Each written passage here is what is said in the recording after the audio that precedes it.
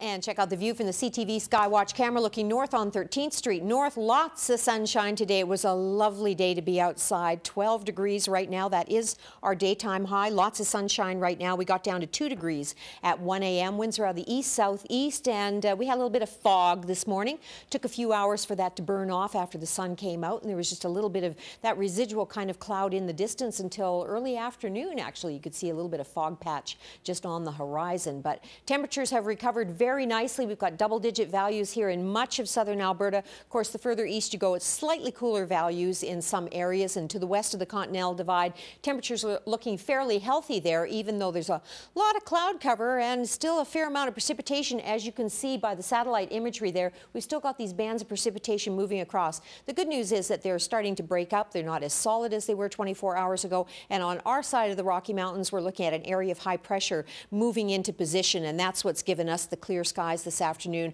and all that sunshine, and will continue to do so for the weekend.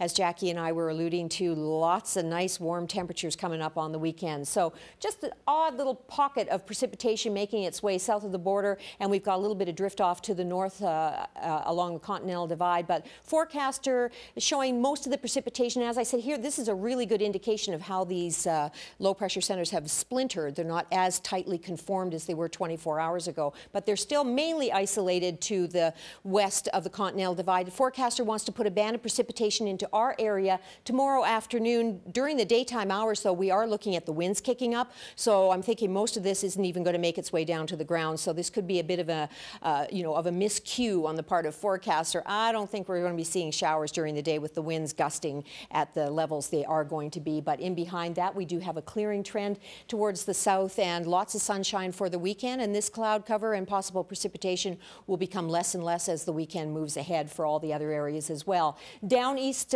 we do have a little bit of freezing drizzle, very possible overnight tonight in Newfoundland, Labrador.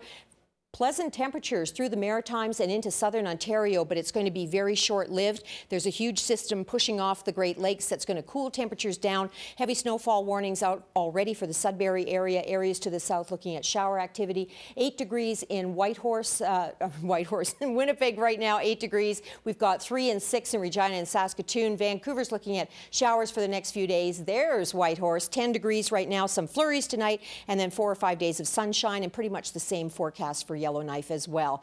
Regional forecast, East Kootenay, you're looking at chance of showers tonight, 4 degrees for a low, 13 for a high tomorrow. Sun for the bulk of the day with a chance of late afternoon showers. For the Crow's Nest Pass, mainly cloudy tonight, windy tonight, 3 degrees for a low, 14 for a high tomorrow with a sun and cloud mix and gusty winds in the afternoon. Medicine Hat, few clouds tonight, 1 degree for a low, 19 for a daytime high tomorrow, sun and cloud mix, west winds at 30 kilometers per hour, and a nice pleasant evening here in Lethbridge, partly cloudy, get down to 4 degrees tonight.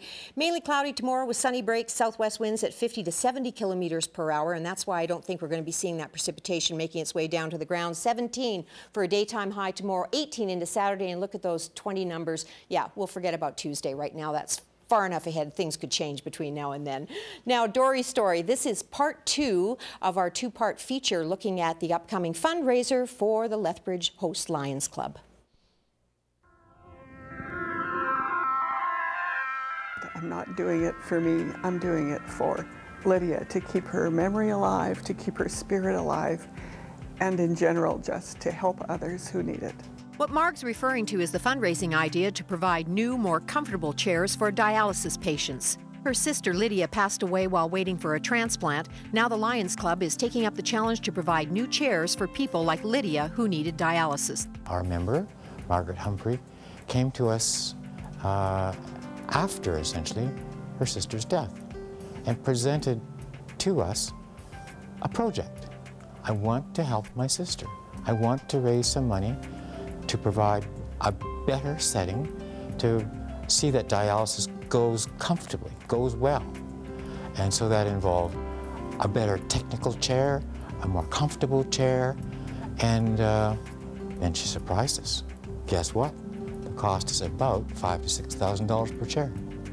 So we were overwhelmed. But last year, we were able to raise more than $25,000. So then in terms of rough numbers, that gave us about 5 chairs.